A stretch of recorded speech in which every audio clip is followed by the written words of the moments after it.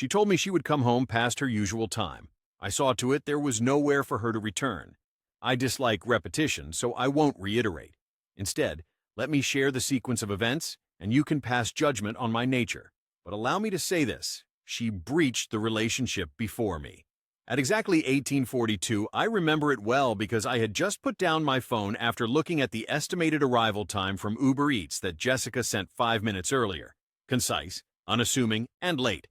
No emoticon of love, no tender words, just "don't keep me waiting." I observed yet remained silent about the situation. Why would I confront it as it had become customary? The issue with subtle betrayals is they don't shout, they whisper. They are hidden beneath excuses, work engagements, gym sessions that mysteriously consume 2 hours, and encounters with old friends, individuals she'd never mentioned before. At first, you don't notice it happening, as you're still defending her in your own mind. You're still trying to convince yourself. You're still clinging to the belief that the woman you promised your life to isn't betraying you in the shadows. The chicken parmesan she once loved grew cold on the table. I even poured wine for her, a gesture that spoke of my lingering affection, despite everything within me urging otherwise. As I sat alone at the table, her empty chair opposite me felt like a provocation. I peered at the security camera in our garage. Yes, one I've been regularly monitoring lately. And no, I didn't feel a pang of guilt at 5:30 p.m. The same black Lexus I had seen too many times before pulled into the driveway, but the driver never emerged. She was always picked up. Dear friends, if you enjoy this story, please like and subscribe to our channel. It will motivate us to make more videos like this for you. That was her rhythm. She didn't wish for her car to be trackable, or coldly smart. She stepped out the front door wearing a snug blazer. I'd never seen heels that echoed like gunshots on the floor tiles, and not once did she cast a glance at the camera, knowing it was there. I installed it myself. However, that was Jessica, the woman who ceased to fear consequences once she realized I didn't prefer shouting. She saw me as the quiet type, the silent observer, the man who would rather drown than make a scene. Yet she misunderstood my quietness for weakness. She did not notice me watching from the shadows upstairs, just above the stairwell, where the lights were off, and I remained motionless since her text. I didn't move, merely stood there with my heart in a grip, watching her slip into that car. It was as if I hadn't spent the last 6 years constructing a life with her, or as though the couch she curled up on every Sunday night and the sweatshirt I left hanging still did not belong to me. As if she had not promised me forever and lost sight of what it truly meant, somewhere between January and now that night. I didn't weep, didn't pound on walls. I didn't reach out to friends or my brother or anyone else. I had once leaned on someone, but now I sat back, ate a solitary cold dinner, and pondered what steps were next systematically. I wouldn't inquire about her whereabouts, nor would I plead for the truth. She was hidden behind cologne and hotel sheets. I intended to reclaim the house, reclaim my life, piece by piece. If she returned, she'd find nothing left for her but silence, not even a light on in the house, which had changed by midnight. Not conspicuously, not trashed or disheveled, just less hers. I commenced with the closet, item by item, folding her dresses, those she once wore for me before she started saving her best looks for strangers. I didn't rip them, didn't inhale their scent, didn't sob over them. I've recently packed, sealed, and placed the box away. Her shoes trailed behind, from the high heels worn to our anniversary dinner, the sandals discarded at the Santa Cruz beach that summer, even the too-cute-to-run-in sneakers, all vanished silently. It wasn't fueled by anger, but a desperate attempt to maintain sanity. With each drawer emptied, it felt like I was pulling a splinter from my chest. Her belongings were omnipresent, yet elusive. Her perfume bottle remained on the dresser, though its scent evaded me now. Her toothbrush lingered in the bathroom, but I no longer noticed its color. It was peculiar how swiftly the heart can slam a door, one that had stood open for years at precisely 1:23 a.m. The garage door clicked shut, her key echoing a hollow normalcy. She entered with heels clacking and called out, "Babe!" Yet the silence that followed was deafening.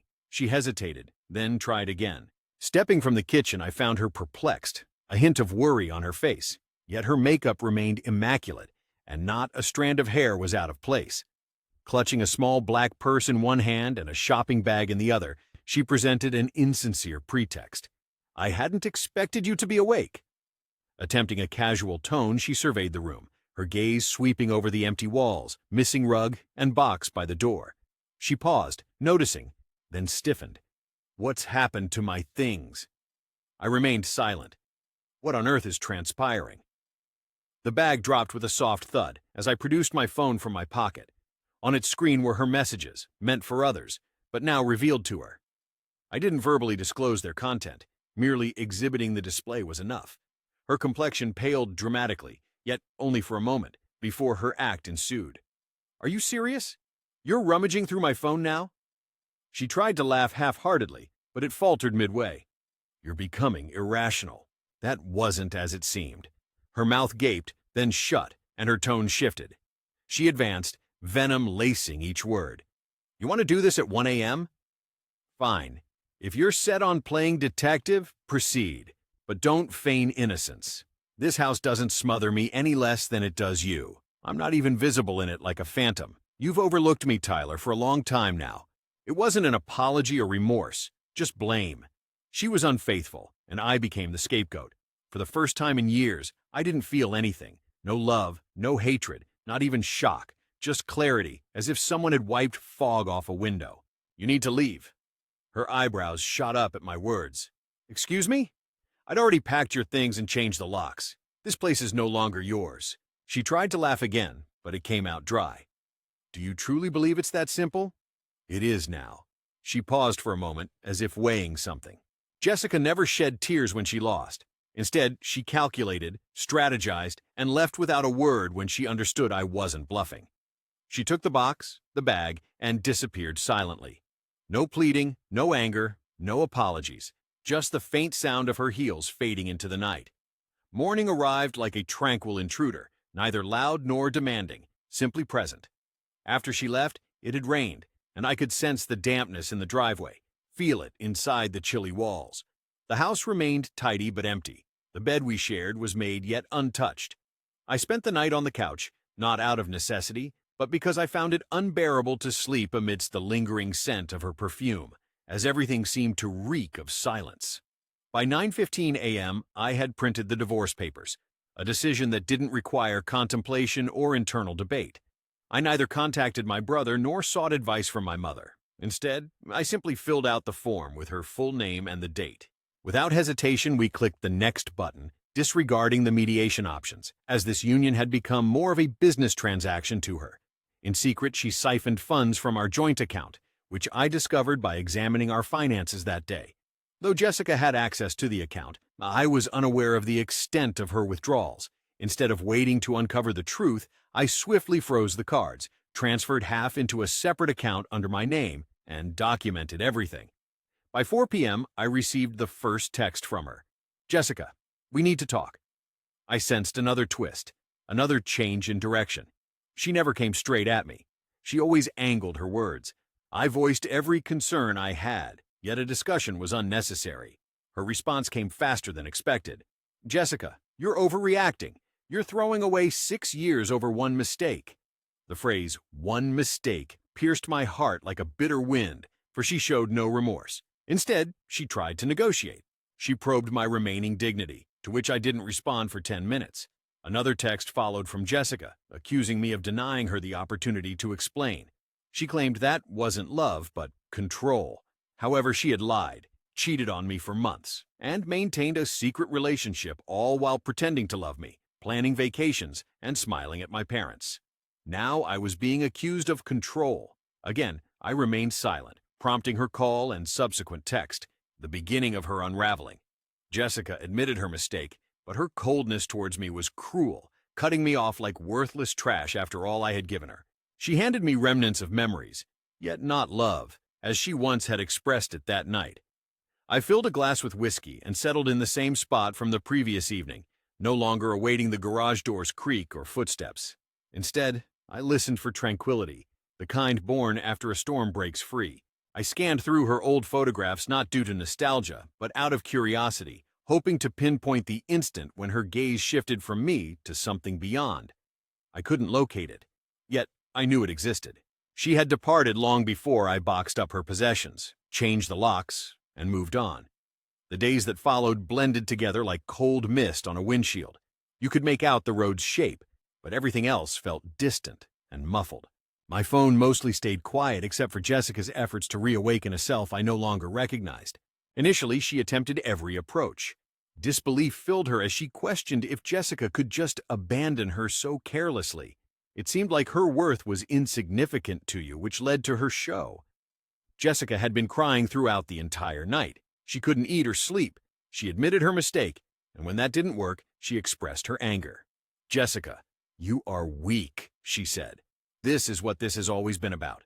You never possessed the strength to manage me. You were always terrified of losing me, which is why you were constantly clinging and acting suspiciously. You pushed me away, and now you're upset I left."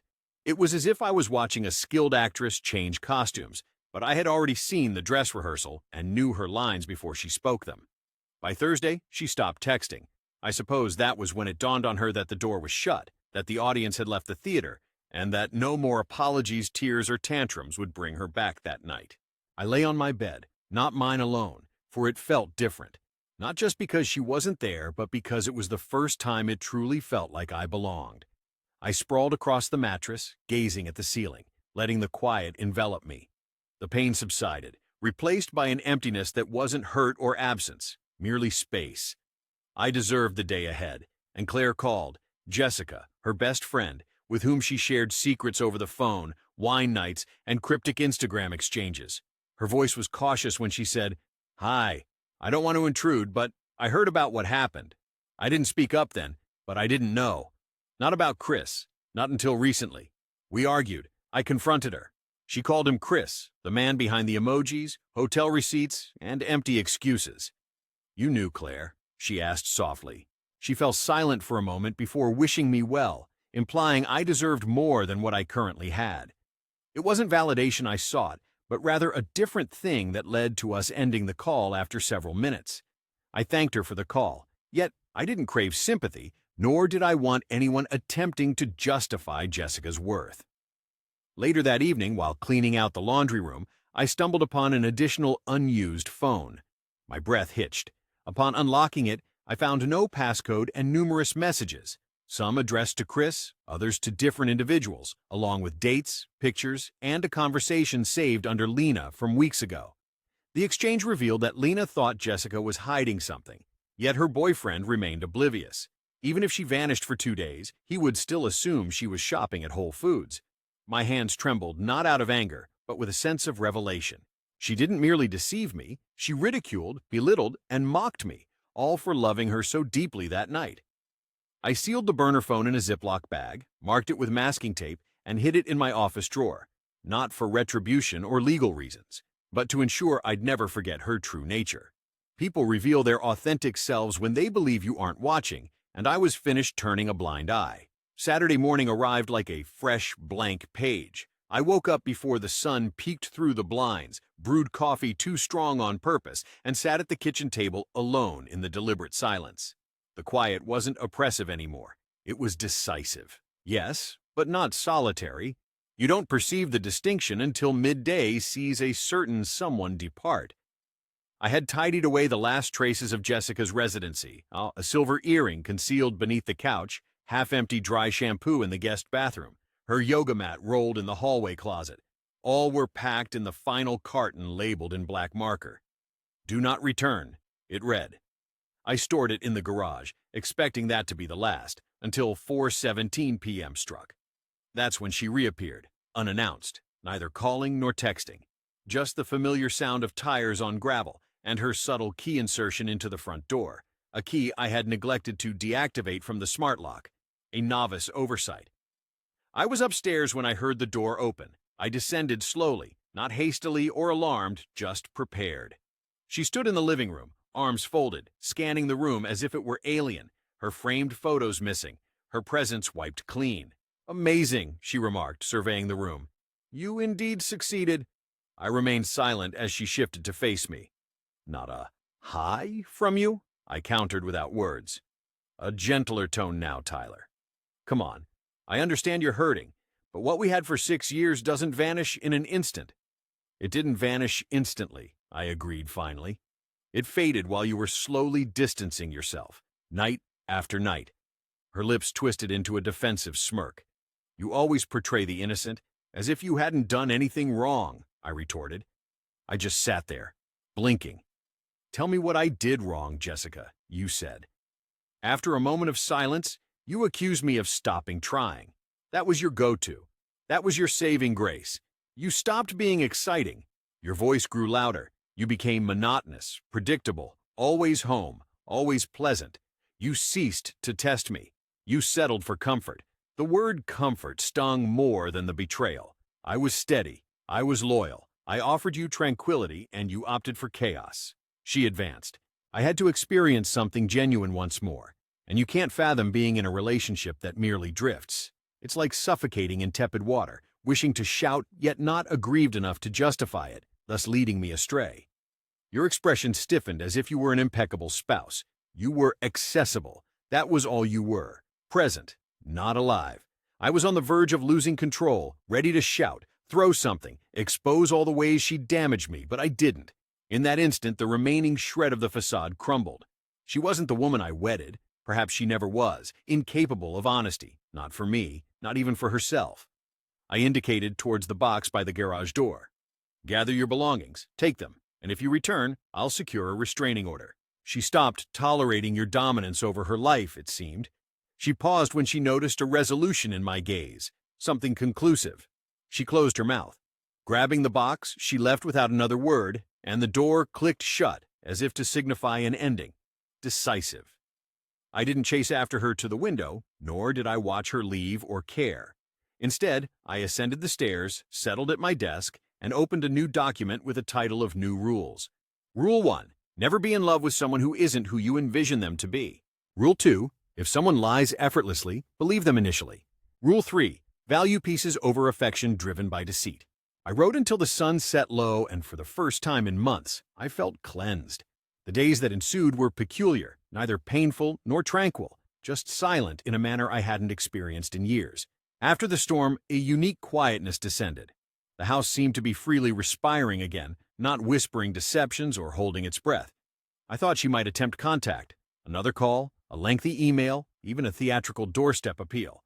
But she didn't. Instead, it was Chris who got in touch. It was Tuesday afternoon, and I had just returned from my run when my phone vibrated with an unknown number. I almost let it go to voicemail, yet something made me swipe to answer. "Hello?" came a pause, then Tyler's voice, younger than expected and hesitant. "Who is this?" he asked. "It's me, Chris." I didn't reply, understanding you likely didn't want to engage with me, and I wouldn't blame you if you hung up. But could I just say something quickly? After a moment of silence, I agreed, giving him 30 seconds. He released a deep sigh, as if he'd been harboring these words for days. Unbeknownst to me, she was married at first. She claimed you were separated, and that she was simply waiting to finalize things. I believed her, I swear. I remained quiet. It wasn't until a fortnight ago that I discovered the truth. That's when I attempted to end it. She persistently argued it was intricate. She told me you were controlling, that you were spying on her. She said you stopped yourself. I wanted you to be aware. I didn't intend to cause you pain if I had known. I severed ties with him. Are you still with her? You were silent, I observed. I'm not, he asserted hastily, adding not really after the situation escalated. She became possessive, as if I owed her something. I'm unsure of what I was thinking. She's attractive, but there's an unease about her. I almost chuckled at the thought. He carried on anyway. I apologize. That's all I have to say. I will leave you alone. Click. The phone was still against my ear long after the line disconnected. I wasn't enraged at him.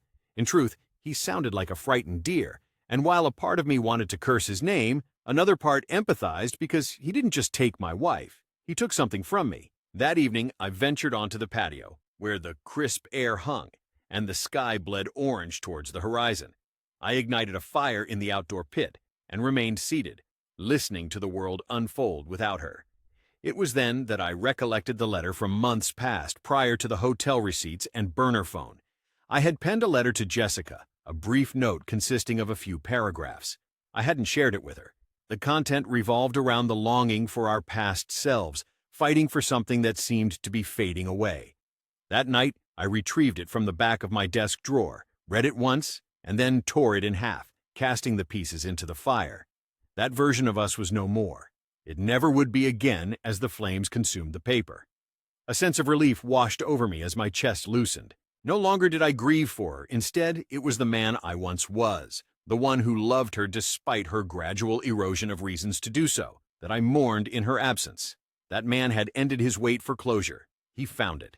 It had been exactly 19 days since I boxed up her life when I stumbled upon her again. This encounter was not by choice. It occurred while exiting the bank, completing a simple errand to close our joint account permanently. As I did, I spotted a familiar blonde hair across the street, now tied up in a high ponytail and hidden behind sunglasses, but I recognized her distinctive gait anywhere. She was with someone other than Chris, an older man in a sharp suit, talking on his phone, oblivious to her as they crossed the street together. I stood still initially, not from heartbreak or fear, but surprise. A sudden realization washed over me. I wasn't angry anymore. I was merely observant. She didn't see me, and I made no attempt to be noticed. I observed them halt beside a cafe. He gestured towards something on his phone. She let out her familiar, polished, calculated laugh, the one she employed when she sought attention. He barely glanced up. She reached for his arm. He didn't recoil, but he also didn't respond. It struck me suddenly. She wasn't with him. Instead, she was rehearsing the same act on a new stage. I turned and departed. At home, there was no need to see more. Instead, I unlocked our true photo albums, the leather-bound ones. They captured birthdays, road trips, Sunday mornings in bed with pancakes, coffee, and books. Unfinished, they remained. Leisurely flipping through the pages, my fingers touched each glossy memory. My old self smiled next to her in front of the upstate cabin, her head on my shoulder, our cheeks flushed from the cold, hands intertwined at her sister's wedding. Beneath fireworks during the summer I proposed, her eyes sparkled, but now I noticed the fractures, not visible on her face, but in the void between us. Her smile never reached her eyes, and she looked past me as if I were fleeting. We had never constructed something eternal. Initially, I was engrossed in assembling. Then she was putting on a show. Eventually, I closed the album without shedding tears or feeling the compulsion to do so. Instead, I retrieved a storage box and neatly stowed them away, not out of animosity, but conclusively. The following morning, I received another message from Claire. "Hey, just wanted to let you know. They're saying you kicked me out without cause, that you were distant emotionally, that there was someone else." I reread the text 3 times, and there it was, her final ploy to rewrite history, cast herself as the victim of an uncaring spouse while hiding the real truth under a veil of half-truths. I decided not to respond because I had no need to defend myself. Let her talk, let her weave her tales and play the survivor role.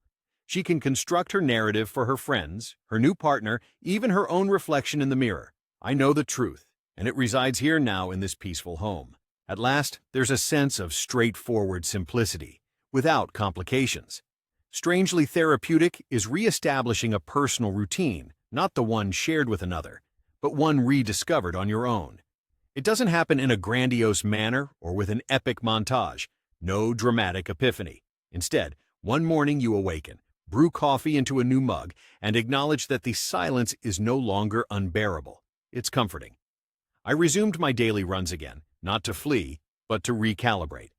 The living room layout was altered. The couch she preferred kept discarded for something more functional and personal. 2 weeks later, the official divorce papers arrived in the mail. She hadn't written a note or a message. An unstained envelope, pretending concern, bore merely a sharp, impatient signature alongside the date, from Jessica L. Harmon. I lingered over the document, not due to pain, but confirmation of what I'd suspected all along. There was nothing left to mourn. She had obliterated more than just our marriage. It was a version of herself that I never truly knew, one we shared only on that particular night. I dined with my brother and his wife, who inquired about her, their eyes filled with caution and uncertainty. "She's gone," I replied simply, and the conversation moved on. On the journey back home, I took a detour through familiar streets from our early days in town, the coffee shop where she introduced me to matcha, causing my initial dislike to turn into laughter, the bookstore where she left unfinished books, or perhaps it was her love for me that remained undeclared on the bench we once shared. I sat there, unmoving, unshed tears, expecting perhaps to see a ghost, a remnant of who she used to be. There was nothing, no sadness, no rage, just an empty void. Eventually, I drove home. I retired to bed in my home, having reconstructed my memories piece by piece, truth by truth. However, sleep eluded me that night, not because I yearned for her, but due to an unexpected voice whispering at the periphery of my thoughts. Not regret, but a curiosity about how I allowed things to escalate, about the person I transformed into to endure, about loving someone like her, about disregarding my inner warnings, my gut feelings, and my instincts in the name of loyalty. She didn't merely cheat on me, she taught me to question myself so profoundly that I remained indifferent when deception became our routine. That was the true betrayal, and it was then that I realized. This wasn't just the end of a marriage, it marked the start of something new.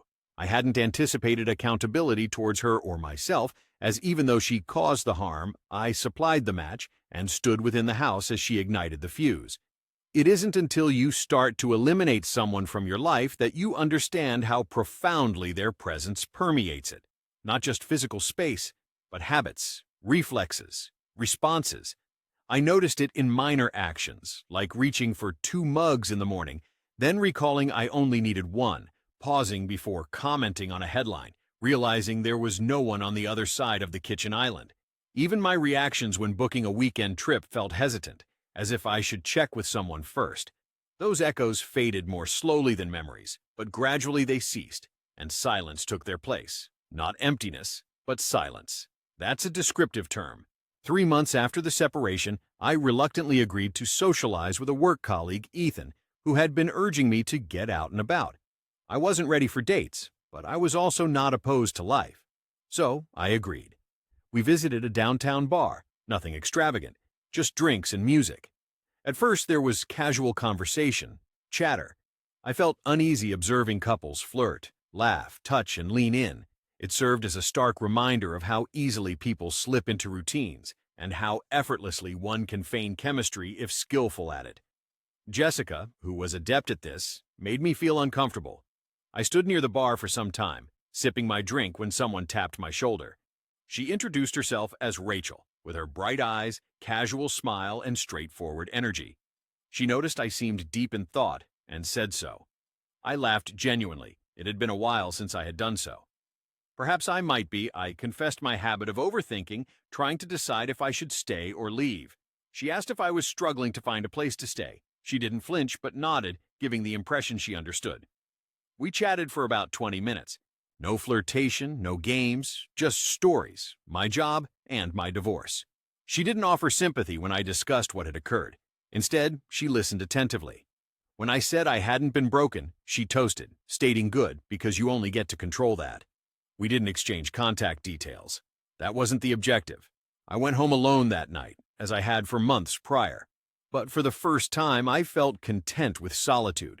No pain, no emptiness, just a peaceful stillness. The kind that doesn't feel like an absence, but a presence. For the first time since Jessica left me, I no longer felt like I was recovering. Instead, I felt as if I had returned, the day the divorce became final. I didn't host a celebration, I didn't message friends, and I didn't inform my brother. At 6:07 a.m., I inhaled deeply and made a list of tasks to accomplish. Groceries, email Jim, cancel that old streaming service. During lockdown, life went on as normal, yet no abrupt changes occurred. No dramatic events, no cinematic scenes, just a simple line drawn in ink, and my name, Jessica Lauren Harmon, parting ways from mine. She was no longer my wife. I prepared coffee, set it on the porch, watched the sky transform, and pondered everything, not the betrayal I'd already contemplated enough.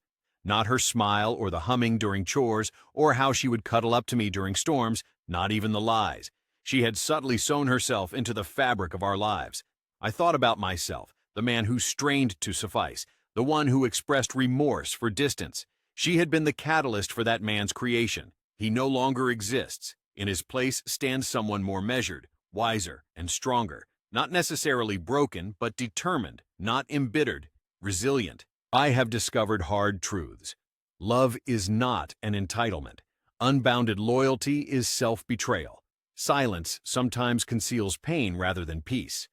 Above all, I've realized this. You can bestow trust, time, honesty, yet still fall short if the recipient is empty within.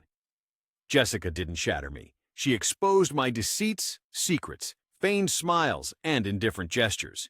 They stripped away the self-image I believed necessary to deserve love.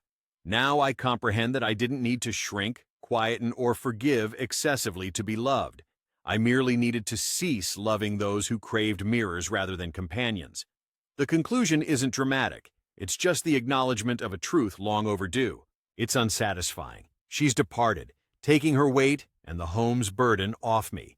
My bed is expansive, my coffee tastes better, and I sleep like a man who no longer waits for doors that shouldn't have existed to open. If you're reading this, if you find yourself in the same predicament as I once was, if you feel like you're merely borrowing breath, listen, you don't owe anyone your slow demise to keep them feeling alive. Flee, take your silence with you, turn it into tranquility. Then construct something genuine. It disintegrates the lies just by being present. I have, and I won't look back.